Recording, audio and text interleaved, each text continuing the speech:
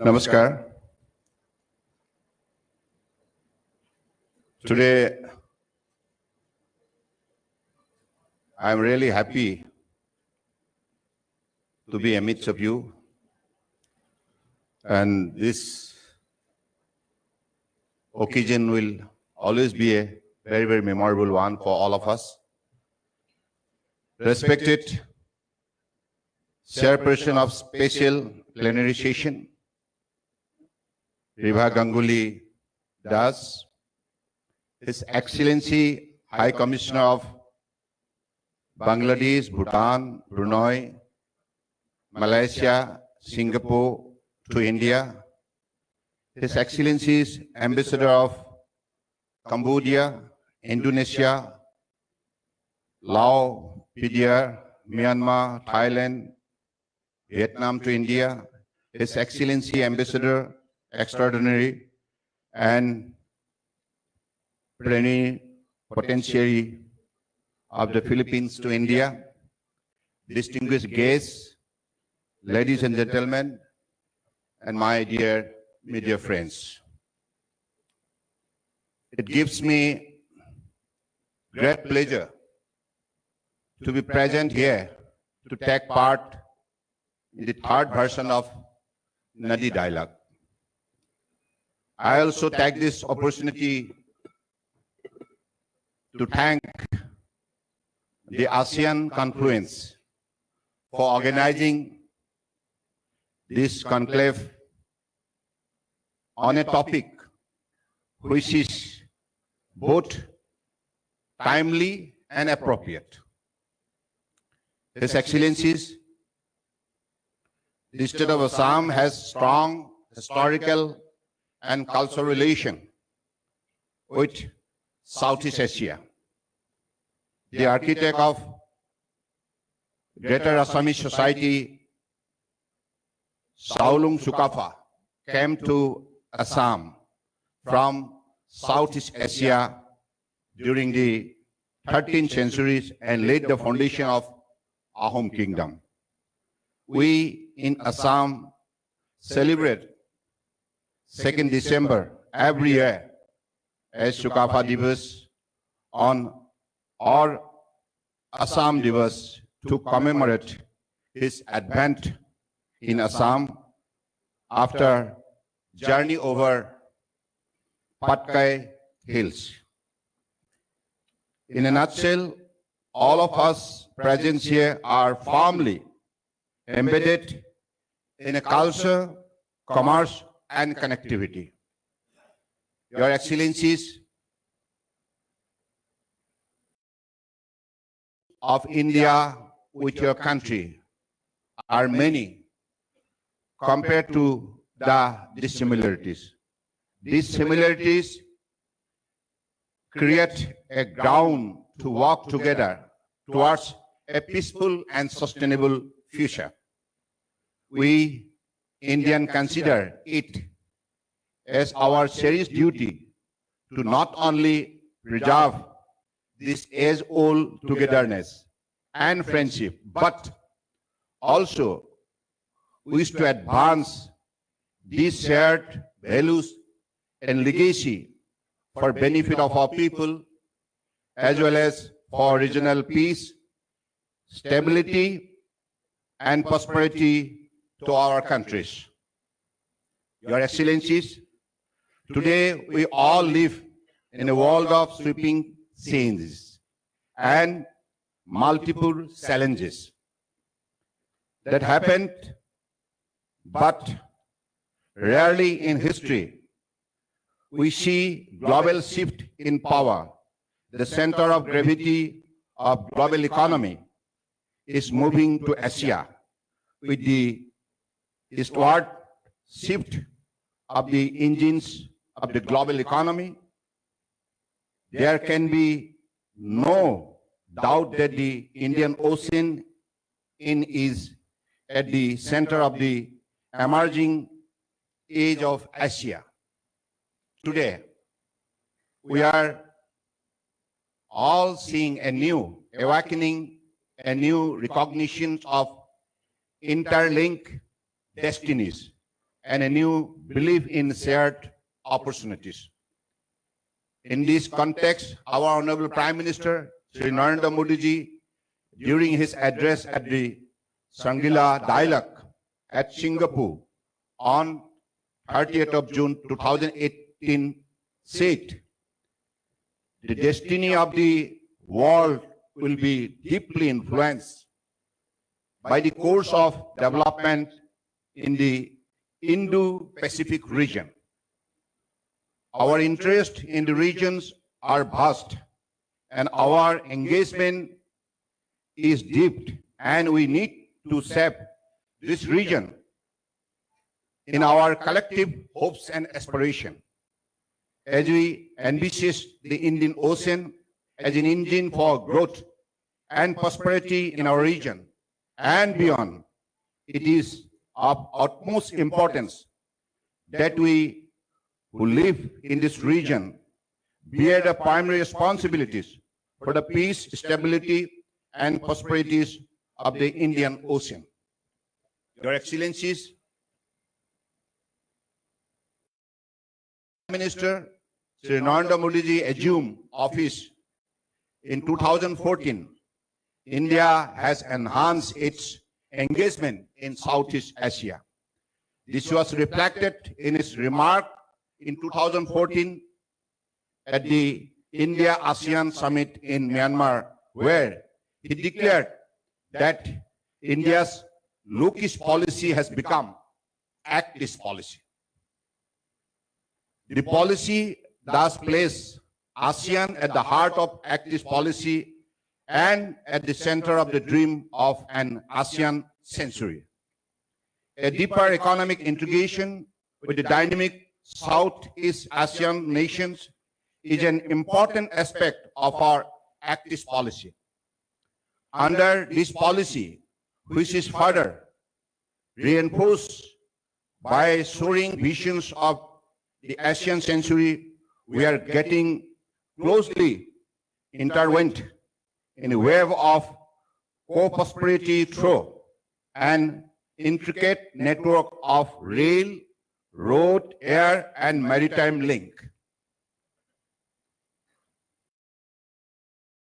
Activity front, there are several good news stories which are unfolding quietly and steadily. There is rapid and visible progress in a host of connectivity projects, including the India-Myanmar-Thailand trilateral highways and the Kaladan multimodal transit transport project. The trilateral highway is expected to have ripple effect on economic fortunes of people living in India's northern states. Plans to extend trilateral highways to Cambodia, Laos, and Vietnam are shaping up and will open new vistas for enhanced trade, tourism, people-to-people contacts. Steps have also been initiated by India for upgrading and reviving the multimodal network of riverways with better last-mile land connectivity. Gangas and Brahmaputras, rivers between India and Bangladesh, are being revived. India government, under the visionary leadership of Honorable Prime Minister Narendra Modi ji, has already notified 106 number of additional waterways as national waterways by the National Waterways Act 2016. Till 2016, only 5 waterways recognized as national waterways. Among the national waterways 1, that is Gangawa Riverways, and national waterways 2, that is Brahmaputra River, hold immense significance as they connect the India's hinterland with seaport. Further, these waterways also provide access of seaport to landlocked Bhutan and Nepal. There has already been significant improvement in the movement of cargo vessels in and organized manner on the Indo-Bangla Protocol route carrying cargo to northeast region of India and export cargo to Bangladesh. In the meantime, in February 2022, this year, a ship carrying more than 200 metric tons of food grains moved from Patna in Bihar to Pandu in Guwahati, traveling through Indo-Bangla Protocol route. This was indeed a remarkable journey in India's cargo movement infrastructure, with shipment moving more than 2,350 kilometers seamlessly on two of the world's largest river, sailing on international waters through the Indo-Bangladesh Protocol route, negotiating a delta on the Bay of Bengal before reaching Pandu. This has been a historic moment for the entire Northeast, because this is not just a journey from Patna to Pandu, but it is a journey of unfulfilled desire and aspiration to reach out to a wider world via waterways. Your Excellencies, maritime transportation help strengthen the economic integration, global or otherwise. Countries which built good ports with excellent backend infrastructure remain competitive in the world market. Not only it plays an important role in the development of industries, port has also been a direct ingredient in the development of an economy. Performance and efficiency of ports and shipping positively contribute to the growth of trade and vice versa. Keeping in view the vast untapped potential of trade, we all are in to initiate steps to augment infrastructure and capacity at all major ports. We all have to take time-bound initiative to reduce the structural gap in terms of maritime and shipping infrastructure. In the meantime, Honorable Prime Minister Shri Narendra Modi ji launched ambitious national initiative Sagarmala, a flagship program aimed at bringing about a step change in India's logistics sector performance by unlocking the full potential of India's coastline and waterways. The concept of port-led development is central to the vision of Sagarmala program. His Excellencies, we have achieved significant progress in this regard with improvement in many areas. The visible changes include improving efficiency of major ports, policy initiative and reforms supporting trade and ease of doing business, provision of multimodal services for logistic movement in the country through inland waterways, expansion in shipbuilding and recycling activities, and various measures to attract flagging of vessels in India. Your Excellencies, except Nepal and Bhutan, which are landlocked countries, we all are maritime nations with a rich and glorious history of maritime trade. We have energized our ancient link in a contemporary setting to become a driving force in Asia's resurgence. As a mature and responsible nation, one of India's foreign policy interests is to evolve a regional architecture based on the twin principle of shared security and shared prosperity. This was enunciated by our Honorable Prime Minister Shri Narendra Modi ji in 2015 in his vision of Sagar. Sagar stands for security and growth for all in the region. It recognizes the central role played by the seas and ocean around us in promoting sustainable economic progress in a secure and stable environment. The principle enshrined in Sagar provide us with a coherent framework to address some of these challenges relating to economic revival, connectivity, security, culture, and identity. The challenge before us is to ensure intra-ocean trade and investment, and the sustainable harnessing of the wealth of the sea, including food, medicine, and clean energy. A respect in the emergence of the blue economy as a promising new pillar of prosperity in the region with immense economic and employment potential. India is seeking a more cooperative and integrated future for the region through development of the ocean-based blue economy. A distinct feature of the blue economy lies in harnessing of marine resources for economic and social development and environmental sustainability without undermining the conservation and restocking aspect of these finite natural resources. Your Excellencies, India looks forward to working closely with your great country in a range of activities. We believe that our common prosperity and security requires us to evolve through dialogue, a common rule-based order for the region. Our Honorable Prime Minister Shri Narendra Modi ji said that such an order must believe in sovereignty and territorial integrity, as well as equality of all nations, irrespective of size and strength.